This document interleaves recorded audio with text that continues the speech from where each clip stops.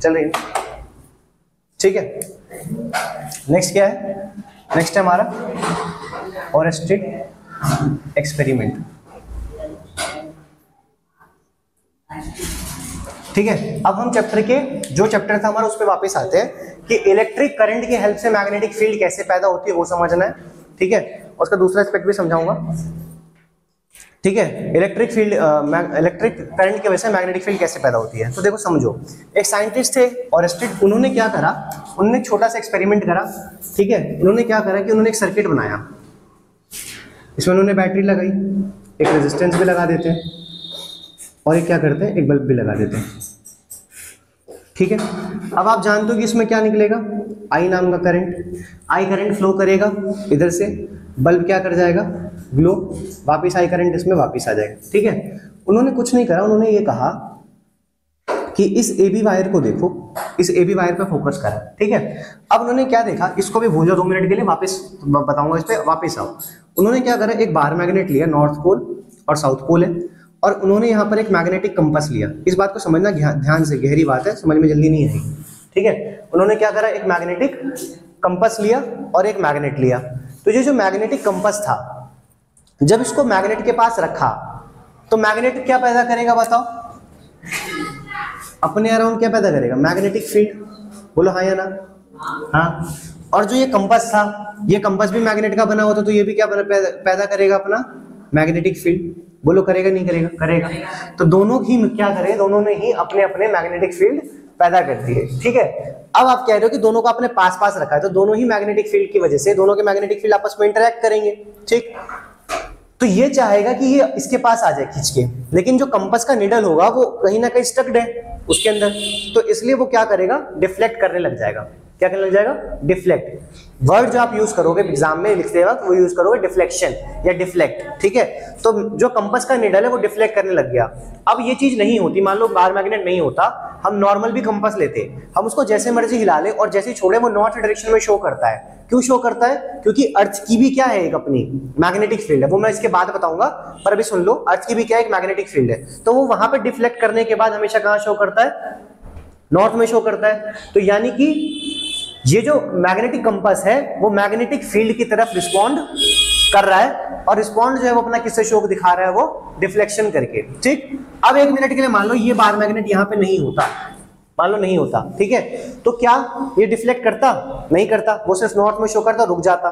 यानी क्यों नहीं डिफ्लेक्ट कर रहा है, क्योंकि आसपास कोई मैग्नेटिक फील्ड नहीं है। यानी यहां से एक बात साफ साफ क्लियर हो गई कि ये जो मैग्नेटिक कंपास है, ये मैग्नेटिक निडल है, ये तभी डिफ्लेक्शन शो करेगा जब आसपास क्या होगा, कोई मैग्नेटिक फील्ड होगा। यहां तक आगे बात क्लियर। आगे देखो, अब मैंने इसी कंपास को उठाया और यहां ले आया, इस कंपास को यहां ले आया, ठीक है, इस कंपास को यहां ले आया।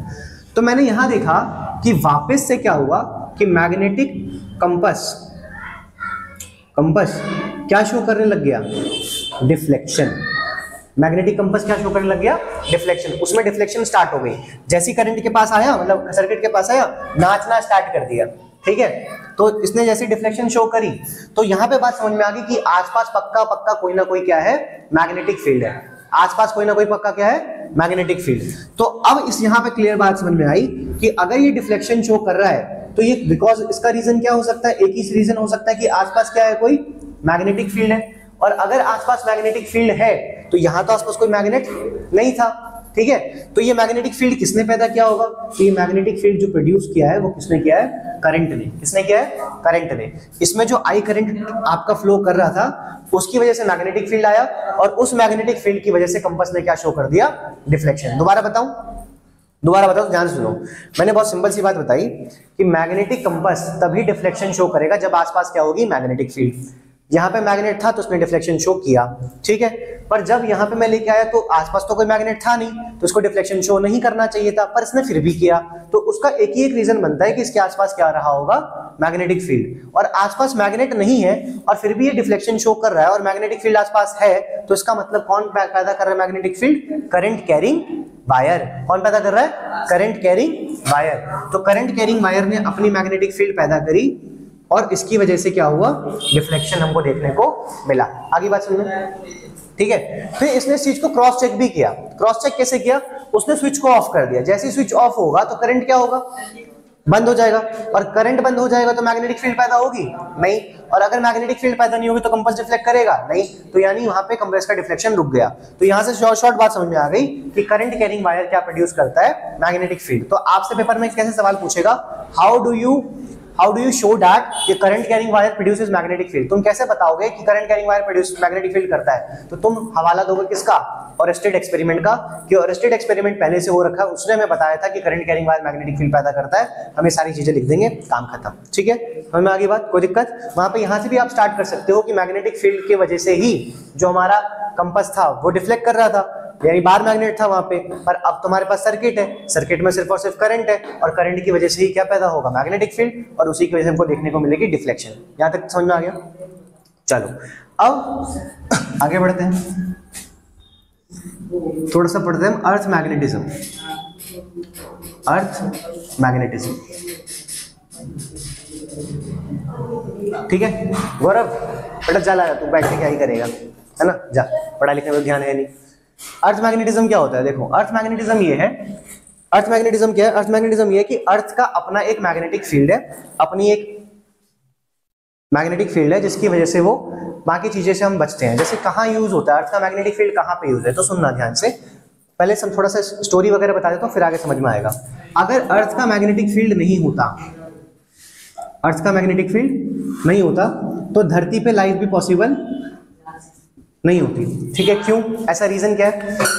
रीजन ये है कि सन है, सन के पास बहुत सारी हीट वेव्स हैं। सन में जो है बहुत सारी केमिकल रिएक्शंस हो रही हैं, बहुत सारी केमिकल रिएक्शंस हो रही हैं जिसकी वजह से हीट वेव्स पैदा हो रही हैं। अब वो हीट वेव्स क्या हो रही हैं? हीट वेव्स समझना, ये मैं हीट वेव्स बना रहा हूँ, ये हीट वेव्स निकल के ऐसे इस तरफ से सन के पास से आ रही हैं। और अर्थ बहुत ज्यादा दूर तो है नहीं, बहुत ज्यादा दूर है क्या? नहीं, बहुत ज्यादा दूर नहीं है। तो हीट वेव पक्का पक्का अर्थ पर असर डालती, ठीक है, और धरती गर्म हो जाती और उसकी वजह से धरती पे लाइफ पॉसिबल नहीं होता। लेकिन क्या हुआ कि जो हीट वेव्स थी वो अर्थ को कुछ भी नहीं कर रही। ऐसा क्या देखने को मिला? ऐसा क्यों हुआ कि अर्थ को कुछ नहीं कर रही? क्योंकि अर्थ के आसपास एक क्या है? एक प्रोटेक्टिंग लेयर है। अब ये ओजोन लेयर नहीं है, ये प्रोटेक्टिंग लेयर जो है वो किसकी वजह से है? वो है अर्थ की मैग्नेटिक फील्ड की वजह से। ठीक है, और अर्थ की मैग्नेटिक फील्ड की वजह से ये जो रेज है या ये जो वेव्स हैं ये यहाँ तक पहुंच तो रही हैं, पर यहाँ से टकरा के क्या हो जा रही है? दूर चली जा रही है। मतलब यहाँ तक आ रही है, यहाँ से टकरा के दूर चली जा रही है, यहाँ तक आ रही है, टकरा के दूर चली जा रही है। तो हाँ, तो वो कौन बचा रहा है? वो मैग्नेटिक फील्ड बचा रहा है। तो अर्थ जो साइंटिस्ट थे हमारे, उन्होंने क्या माना? उन्होंने बहुत पहले ये माना कि अर्थ के अंदर ना एक बहुत बड़ा सा बार मैग्नेट है। क्या बेटा? अर्थ के अंदर एक बहुत बड़ा सा बार मैग्नेट। उन्होंने मान लिया कि अर्थ के अंदर एक बहुत बड़ा सा क्या है? बार मैग्नेट, वही मैग्नेटिक फील्ड प्रोड्यूस करेगा। क्योंकि वहां तब तक ये बात नहीं पता थी कि current carrying wire magnetic field produce करता है या करंट मैग्नेटिक फील्ड प्रोड्यूस करता है। तब तक यही बात पता थी कि मैग्नेट ही मैग्नेटिक फील्ड प्रोड्यूस करता है। तो उन्होंने ये माना कि भगवान ने इतनी चीज बनाई है तो अर्थ के अंदर एक बड़ा सा बार मैग्नेट डालने में उनका क्या जाए, तो उन्होंने एक बार मैग्नेट डाल दिया। ठीक है, अब सुनो, अब ये जो बार मैग्नेट डाला हुआ है यहाँ पे इसका नॉर्थ पोल है और यहाँ पे इसका क्या है? South pole. यहां से भी एक क्वेश्चन अराइज होगा कि why compass show always in north direction. जो कंपास था ये हमेशा नॉर्थ डायरेक्शन में क्यों शो करता? तो इसी के लिए मैं ये चीज बता रहा हूं, ठीक है, वरना ये कहानी की जरूरत नहीं थी। तो अर्थ है, अर्थ का यहाँ पे नॉर्थ पोल है, यहाँ पे क्या है? South pole. किसका? बार मैग्नेट का, अर्थ का नहीं। अब आप जानते हो कि ऊपर की तरफ क्या है इसका? Geographical north. ज्योग्राफिकल नॉर्थ मतलब ज्योग्राफी के हिसाब से, ठीक है। और यहाँ पे क्या है इसका? Geographical south. तो ज्योग्राफिकल साउथ की तरफ इसका नॉर्थ पोल है और ज्योग्राफिकल नॉर्थ की तरफ इसका साउथ पोल है। ज्योग्राफिकल साउथ की तरफ इसका नॉर्थ पोल और ज्योग्राफिकल साउथ की तरफ इसका नॉर्थ पोल। कोई दिक्कत नहीं। अब हमने क्या करा? अब हमने ये कहा कि अगर मैं एक बार मैग्नेट या मैं एक क्या कहते हैं कंपास को यहां रख देता हूं, ठीक है, तो इसका यहाँ पे नॉर्थ पोल है और ये हमेशा कहाँ शो करता है? नॉर्थ में शो करता है। तो उसका रीजन क्या है? उसका रीजन ये है कि ये जो मैग्नेटिक फील्ड है ये निकलेगी और नॉर्थ पोल को हमेशा कौन अट्रैक्ट करता है? South pole. तो नॉर्थ को किसने अट्रैक्ट कर लिया? साउथ ने।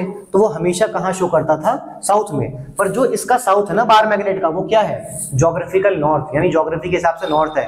तो इसलिए हमें लगता है कि वो हमेशा किस में शो करता है? नॉर्थ में। पर उसने नॉर्थ में शो नहीं किया है, वो साउथ की तरफ क्या हो चुका है? अट्रैक्ट हो चुका है। पर अब जो है ये रीजन हट गया है, मतलब अब वैलिड नहीं है। क्यों? क्योंकि अब लोग साइंटिस्टों ने खोज लिया कि क्या रीजन हो सकता है। तो रीजन असली में मैग्नेटिक फील्ड का ये है कि अर्थ के अंदर आपको पता है कोर होता है, कोर है ना, मेंटल क्रस्ट कोर पढ़ा है आपने, तो कोर होता है। इस कोर में और इस हिस्से में बहुत सारे हमारे पास मिनरल्स हैं, पढ़ा है 3rd चैप्टर में हमने पढ़ा था कि मिनरल्स का एक्सट्रैक्शन कैसे करते हैं, एक्सट्रैक्शन ऑफ मेटल्स कैसे होता है। तो ये मिनरल्स के अंदर बहुत सारे मिनरल्स में मेटल्स भी हैं, और अगर मेटल्स हैं तो इसमें क्या होंगे, इलेक्ट्रॉन और प्रोटॉन्स होंगे, चार्जेस होंगे, होंगे नहीं होंगे, इलेक्ट्रॉन प्रोटॉन चार्जेस थे। कोर बहुत ज्यादा गर्म हिस्सा होता है, उसकी वजह से मेटल क्या हो गए, सारे के सारे मेल्ट हो गए, और मेटल मेल्ट हो गया और अर्थ आपको पता है कि लगातार घूम रहा है, ठीक है। और हम जानते हैं कि जब चार्ज पार्टिकल मूव करेगा या मोशन में होगा तो वो क्या पैदा करेगा, करंट। और अब हम जान चुके हैं कि करंट भी क्या पैदा करता है, मैग्नेटिक फील्ड। तो करंट ने मैग्नेटिक फील्ड पैदा कर दी, ठीक है। और करंट कैसे पैदा हुआ, क्योंकि इसमें मेटल्स थे, मेटल्स में चार्जेस थे, चार्जेस मोशन में थे, मोशन की वजह से करंट पैदा हुआ, करंट की वजह से मैग्नेटिक फील्ड पैदा हुआ, और उस मैग्नेटिक फील्ड की वजह से जो कंपास होता है वो हमेशा नॉर्थ में शो करता है, और उसी मैग्नेटिक फील्ड की वजह से हम जीवित हैं, क्योंकि अर्थ के हीट वेव्स हमको हमारे पास आने से हमारे पास नहीं आते, पहले ही वो मूव ऑन कर जाते हैं, मतलब हट जाते हैं बस। समझ में आ गया? यहाँ तक कोई दिक्कत? तो अर्थ मैग्नेटिज्म भी खत्म और स्टेट एक्सपेरिमेंट भी खत्म। अब आगे देखते हैं, जैसे जाना है जा सकता है, मैंने रोका नहीं किसी को, मैं तो पूरा चैप्टर खत्म कर रहा हूँ आज, ठीक है। आगे देखो, टाइम कितना हुआ, ठीक है। अगला क्या है, अगला है कि जो हमारा ये हमने जो पढ़ा कि कंडक्टर्स जो है, कंडक्टर्स जो है वो क्या पैदा कर रहे हैं, इलेक्ट्रिक फील्ड पैदा कर रहे हैं। इलेक्ट्रिक फील्ड की वजह से मैग्नेटिक फील्ड पैदा हो रही है, और मैग्नेटिक फील्ड जो है वो हमारा सारी चीज हो रही है। तो अब हम समझेंगे कि अलग अलग कंडक्टर्स हैं, अलग अलग कंडक्टर में कैसी कैसी मैग्नेटिक फील्ड आती है, ठीक है।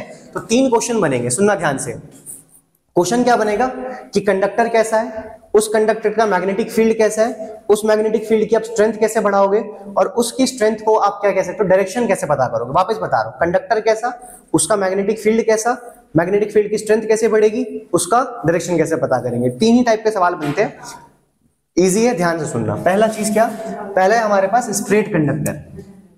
हमने बोला कि अगर हमारे पास कोई स्ट्रेट कंडक्टर है, स्ट्रेट कंडक्टर है तो उसका कैसा होगा, ठीक है। तो मैंने बोला मान लो ये मेरे पास वायर है, इसमें कितना करंट फ्लो कर रहा है, कितना करंट फ्लो कर रहा है, आई, ठीक है। अब आप वायर बना लो, पूरा सर्किट बना लो, उसमें स्ट्रेट वायर आपको बनाना है, बस स्ट्रेट वायर, इसमें कितना करंट फ्लो कर रहा है, आई करंट फ्लो कर रहा है।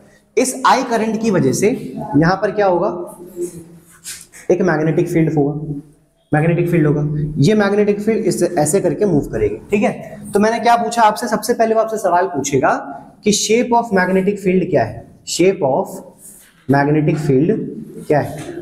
तो इसका आंसर आप करोगे, इसका आंसर है concentric circles.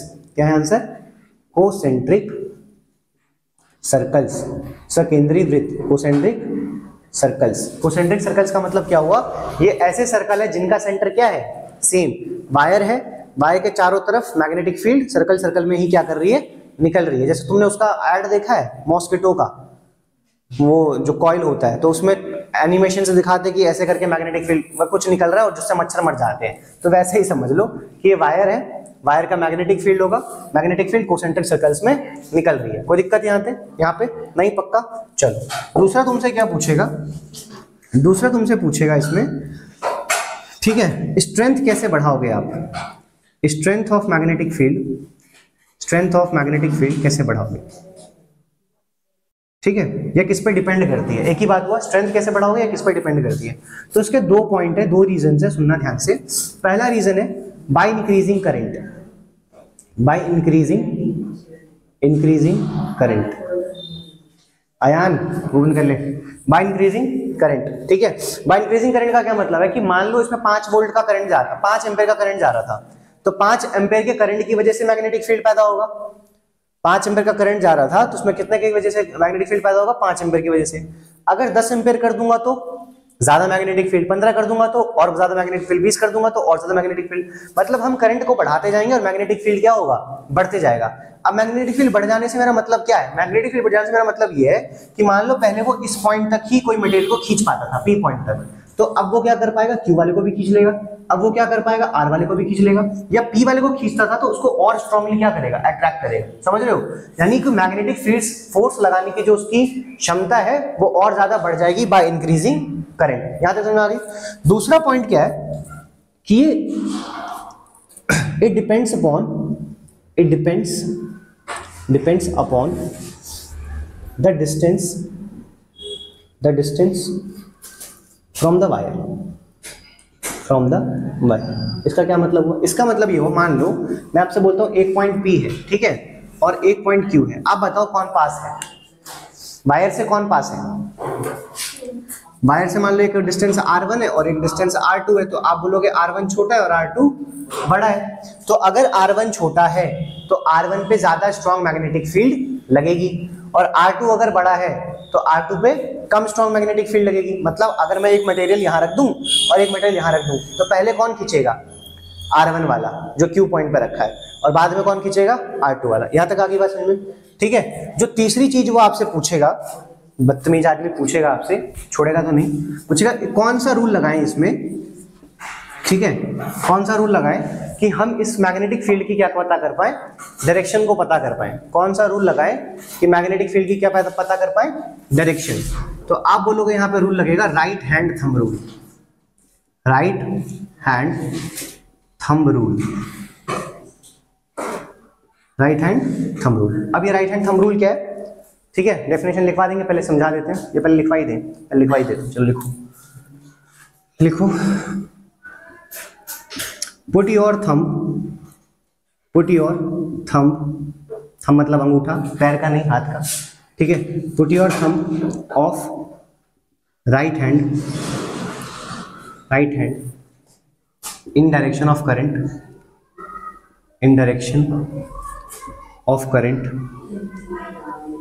and curls your finger the direction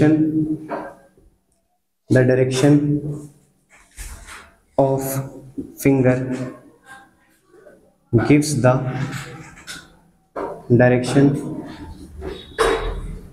of magnetic field। लिख लिया भाई, लिख लिया, ठीक है, समझे। देखो सुनो, मैं बता रहा हूं ये क्या कहना चाह रहा है। ये कह रहा है कि करंट कैरिंग वायर है आपके पास, इस करंट कैरिंग वायर में आप कुछ मत करो, अपना राइट हैंड लो और जहां पे डायरेक्शन ऑफ करंट है उसी डायरेक्शन ऑफ करंट में अपना थंब रखो और फिंगर्स को क्या करो, कर्ल करो, घुमाओ, ठीक है। फिंगर्स को क्या करो, कर्ल करो। तो जब आप फिंगर्स को कर्ल करोगे, घुमाओगे, तो जैसे जिस डायरेक्शन में आप घुमाओगे वही डायरेक्शन किसकी होगी, मैग्नेटिक फील्ड की, ठीक है। अब ये समझ में नहीं आ रहा होगा, मैं इसको थोड़ा और इजी करूंगा, पहले आप समझो, वापस दोबारा समझाता हूं कि जिस डायरेक्शन में करंट है उस डायरेक्शन में आपने थंब रखा, फिंगर को कर्ल किया, फिंगर को कर्ल करने पे जो डायरेक्शन होगी वो आप बता दोगे। तो बोलो इसका जो आंसर है ना, इसका आंसर क्लॉकवाइज, क्या है, क्लॉकवाइज। इसका दो ही में बनता है, क्लॉकवाइज या एंटी क्लॉकवाइज, ठीक है। इसको थोड़ा इजी करता हूं, सुनना ध्यान से। इजी कुछ नहीं किया मैंने, बस ये बोला कि बेटा जब आप इसको ऐसे रखो और आप घुमाओ और आपको अपनी हथेली दिखाई दे, मुझे अपनी दिखाई दे, तुमको अपनी दिखाई दे, आपको अपनी हथेली दिखाई दे, हथेली मतलब पाम, ये वाला हिस्सा दिखाई दे, तो आप बता देना कि करंट कैसा है, क्लॉकवाइज। और पाम दिखाई ना दे तो क्या बोल देना, एंटी क्लॉकवाइज, ठीक है। पेपर में ये चीज तुम्हें स्कूल में नहीं पढ़ाई जाएगी, ठीक है। ये कोई जिसको फिजिक्स से प्यार है वही बता सकता है, ठीक है। तो तुम क्या बोलोगे, क्लॉकवाइज क्या है, क्लॉकवाइज कब होगा, जब पाम दिखेगा, पाम दिखेगा, किसका, अपना ही देखना है, बगल वाली का मत देखना। दूसरा कौन सा, एंटी क्लॉकवाइज, एंटी क्लॉकवाइज ये कब होगा, जब पाम नहीं दिखेगा, जब पाम क्या होगा, नहीं दिखेगा। बताओ यहां तक कोई दिक्कत नहीं। दो पॉइंट बताए मैंने कि क्लॉकवाइज कब होगा, जब पाम दिखेगा, और एंटी क्लॉकवाइज कब होगा, जब पाम नहीं दिखेगा। हो गया क्लियर यहाँ तक, ठीक। दोबारा बताऊं क्या, नहीं। अब एक दो क्वेश्चन करते हैं इस पे, वैसे इस पे एग्जाम में क्वेश्चन नहीं आएगा, करने के लिए आपको नहीं बोलेगा, ठीक है, पर हम फिर भी देख लेते हैं। मान लो एक आपको वायर ऐसे दे दिया आई, एक वायर ऐसे दे दिया आई, एक वायर ऐसे दे दिया आई, एक वायर ऐसे दे दिया आई, ठीक है। सब में चेक करते हैं, देखो यहाँ पे, तो आपने ऐसे रखा, क्या मुझे अपना पाम दिख रहा है, बताओ भाई, क्या मुझे अपना पाम दिख रहा है, मुझे दिखेगा अपना पाम, हाँ क्लॉकवाइज। मुझे पाम दिख रहा है, नहीं, एंटी क्लॉकवाइज। मुझे पाम दिख रहा है, घुमाऊंगा तो दिखेगा ना, अरे घुमाऊंगा तो दिखेगा ना, तो क्लॉकवाइज। मुझे पाम दिख रहा है, घुमाने पे भी नहीं दिखेगा, एंटी क्लॉकवाइज। इसका आंसर एंटी क्लॉकवाइज, इसका आंसर क्लॉकवाइज, इसका आंसर क्या बताया था, एंटी, आंटी नहीं एंटी, इसका क्लॉक। कोई दिक्कत? ठीक है, दोबारा समझा दो, ध्यान सुनो। क्या क्या बोलेगा, पूछेगा आपसे, बोलेगा स्ट्रेट कंडक्टर है, बताओ मैग्नेटिक फील्ड कैसी, आप बोल देना कोसेंट्रिक सर्कल्स। फिर आपसे पूछेगा बताओ क्या कहते हैं इसका स्ट्रेंथ कैसे बढ़ाओगे, तो आप बोलोगे दो ही चीज कर सकते हैं, तो करंट बढ़ा दो या डिस्टेंस कम कर दो। डिस्टेंस वाले जहां पे कम करोगे वहां मैग्नेटिक फील्ड स्ट्रॉन्ग, जहां पे आप डिस्टेंस याद रखोगे वहां मैग्नेटिक फील्ड वीक। तीसरा आपसे पूछेगा कि डायरेक्शन कैसे निकालोगे, तो आप बोलोगे हम राइट हैंड थंब रूल लगा देंगे, डायरेक्शन आ जाएगी। ठीक है, राइट हैंड थंब रूल में आपने थोड़ा इसको इजी कर दिया कि पाम दिखेगा तो क्लॉकवाइज, पाम नहीं दिखेगा तो एंटी क्लॉकवाइज पूछेगा। अच्छा ये चीज इंपॉर्टेंट है, राइट हैंड थंब रूल में राइट हैंड ही लगाना है, पैर का अंगूठा मत लगा देना, ठीक है, राइट ही हैंड लगेगा। समझ में आ गया, कोई दिक्कत नहीं। चलो नेक्स्ट लिखो concentric circle. Okay sir, copy छोड़ दे चला जा, कॉपी छोड़ दे चला जा। नेक्स्ट लिखो सर्कुलर लूप। पेज फाड़ दे, ठीक है, रख दे, यहाँ रख दे।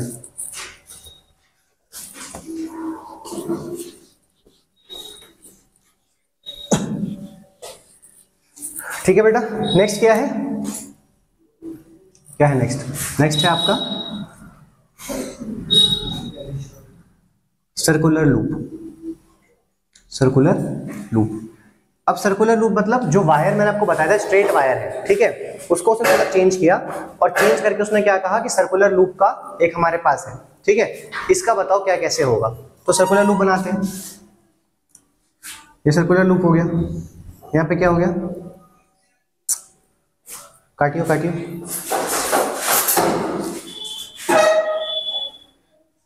ठीक है, सर्कुलर लूप हो गया। अब देखो यहाँ पे पक्का वीडियो पॉज हो गई ना, चल रही है, ठीक है।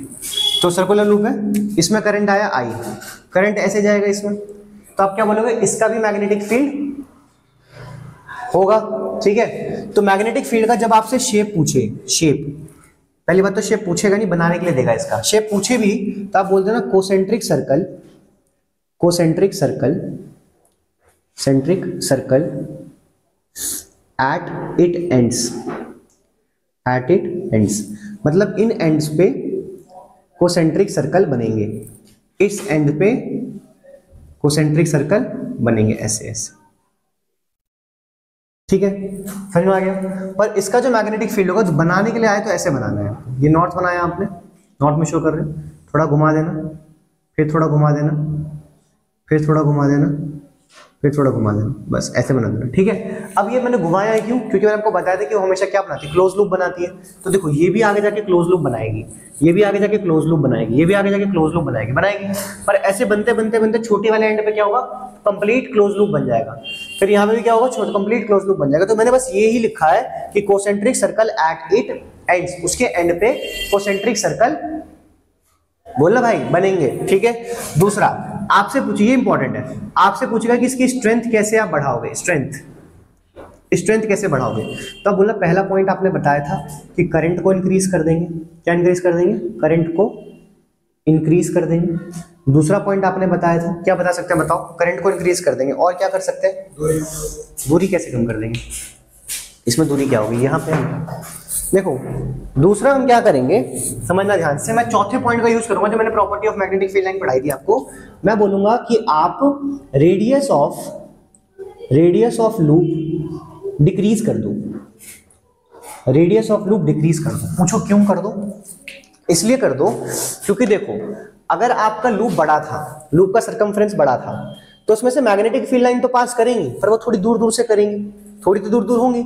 लेकिन अगर आपने लूप को ही क्या कर दिया, लूप को छोटा कर दिया, ठीक है, लूप को आपने छोटा बना दिया, तो मैग्नेटिक फील्ड लाइन की मजबूरी हो जाएगी कि वो पास पास से होके गुजरे। समझ रहे हो, मतलब मैंने अगर गेट बड़ा बनाया है, तो बड़ा बनाया तो मोटा आदमी भी ऐसे फैल के निकल जाएगा, ठीक है, बड़ा गेट है। लेकिन अगर गेट मैंने छोटा कर दिया तो पतले पतले आदमी को भी सुगुड़ सुगुड़ के निकलना पड़ेगा। समझ में आ रही है, तो मैंने यहाँ पे क्या कर दिया, गेट को छोटा कर दिया। जैसे ही गेट छोटा हुआ, magnetic field line will go crowdedly into it, मतलब उसमें से दब दब के निकलेंगी, और जैसे ही वो क्राउडेड हुआ तो मेरा यही तो काम था कि वहां पे मैग्नेटिक फील्ड क्या हो जाएगी, स्ट्रांग हो जाएगी। तो मैग्नेटिक फील्ड यहाँ पे स्ट्रांग हो गई। आगे बस इनमें, तो रेडियस को क्या कर दो डिक्रीज, करंट को क्या कर दो इंक्रीज। तीसरा काम जो मैं करने जा रहा हूं, ठीक है, तीसरा काम बहुत अच्छा लगता है मुझे। तीसरा काम क्या कहता है कि इसका आप नंबर ऑफ टर्न्स बढ़ा दो। क्या बढ़ा दो, number of turns. Number of turns का क्या मतलब हुआ, नंबर ऑफ टर्न्स का ये मतलब हुआ, नंबर ऑफ टर्न्स का क्या मतलब हुआ, नंबर ऑफ टर्न्स का ये मतलब हुआ कि मान लो मेरे पास एक वायर है, ठीक है, वायर है आसपास, नहीं है वायर, चलो कोई नहीं छोड़ो, मान लो मेरे पास ये वायर है, ये वाली वायर है, इसी वायर में देखते हैं। तो इस वाली वायर में 5 एम्पेयर करंट था। कितना करंट था, 5 एम्पेयर। कितना करंट था, 5 एम्पेयर।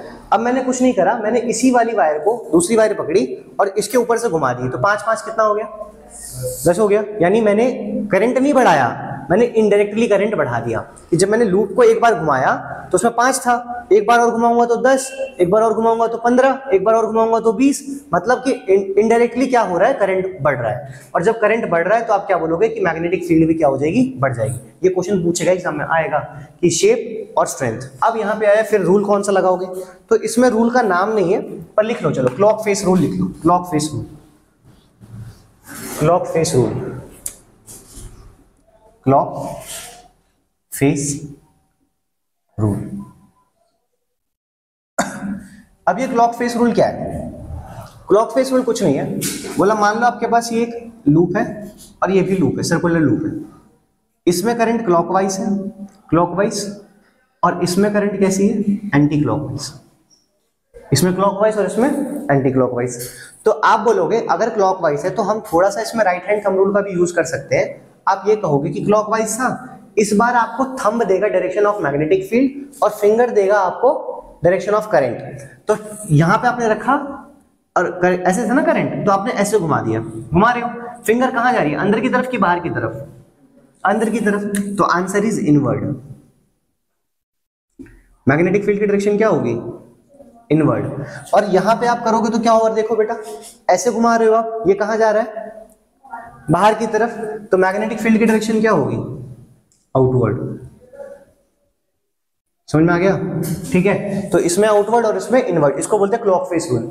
अगर इसमें आप थोड़ा सा देखोगे बुक्स में क्या लिखा हुआ है, बुक्स में वैसे मिलेगा नहीं पर मिल जाए बाय चांस, तो आप बोलोगे क्लॉकवाइज है, तो क्लॉकवाइज में हमेशा बोलते हैं वो कि टुवर्ड्स साउथ होगा, क्या होगा, टुवर्ड्स साउथ, टुवर्ड्स साउथ। और एंटी क्लॉकवाइज में हमेशा क्या होगा, टुवर्ड्स नॉर्थ। दोनों ही बात आपको पता होनी चाहिए, ये वाली बात भी पता होनी चाहिए और ये वाली बात भी पता होनी चाहिए, ये वाली बात भी पता होनी चाहिए, ये वाली बात भी पता होनी चाहिए। समझ आ गया भाई, करना कैसे है वो बता दिया मैंने, और लिखा क्या होता है और माना क्या जाता है, वो ये माना जाता है कि जब भी करंट क्लॉकवाइज होगा magnetic field is always towards south, और जब भी करंट एंटी क्लॉकवाइज होगा magnetic field always towards north.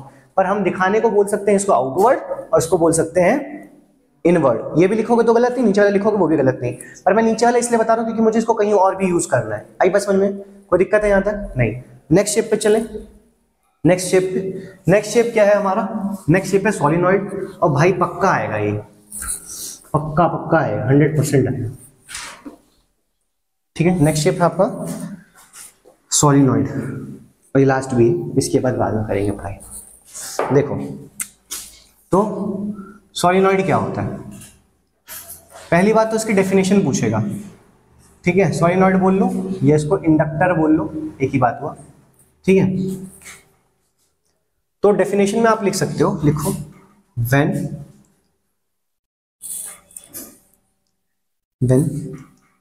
A coil of insulated copper wire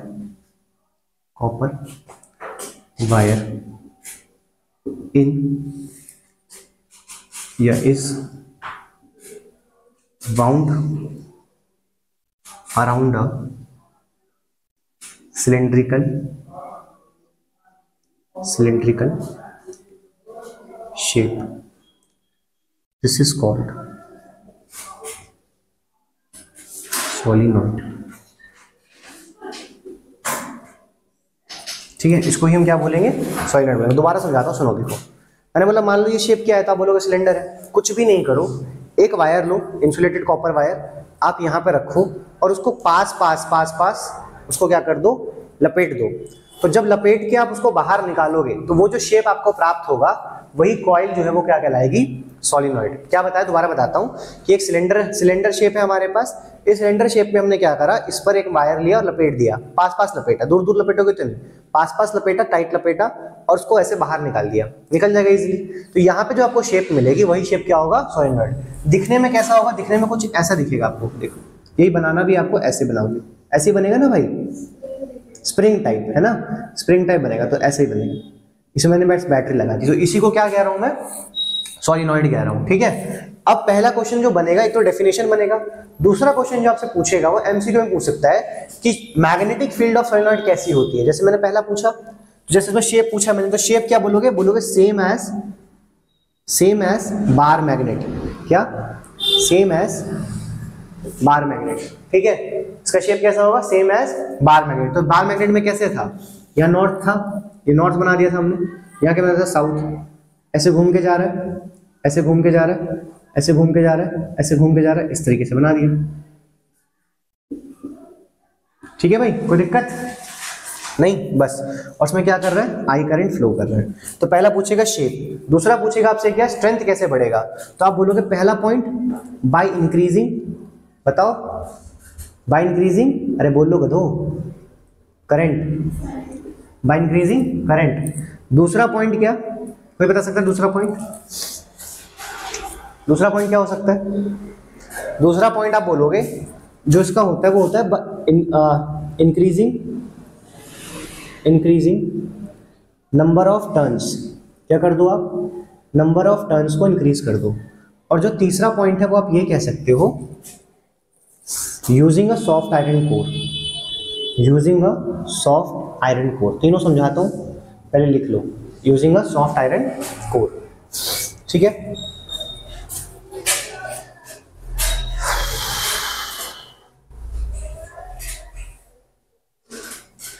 लिख लिया भाई, ठीक है। समझो अब ध्यान से, क्या मैंने बोला, मैंने छोटी सी बात बोली कि पहला ही तो हम करते ही आ रहे सब में, करंट को बढ़ा दोगे मैग्नेटिक फील्ड बढ़ जाएगी, ये तो पता ही है। जो हमने दूसरे में किया था वो भी इसमें कर दिया। अब जैसे मान लो इसमें कितने लूप है, 1 2 3 4 5 6 7 लूप है। अगर मैं सातों को क्लोज कर दूं और 3-4 लूप और बना दूं तो इंडायरेक्टली करंट नहीं बढ़ गया, बढ़ गया, तो वहां पे भी मैग्नेटिक फील्ड और स्ट्रांग हो जाएगी।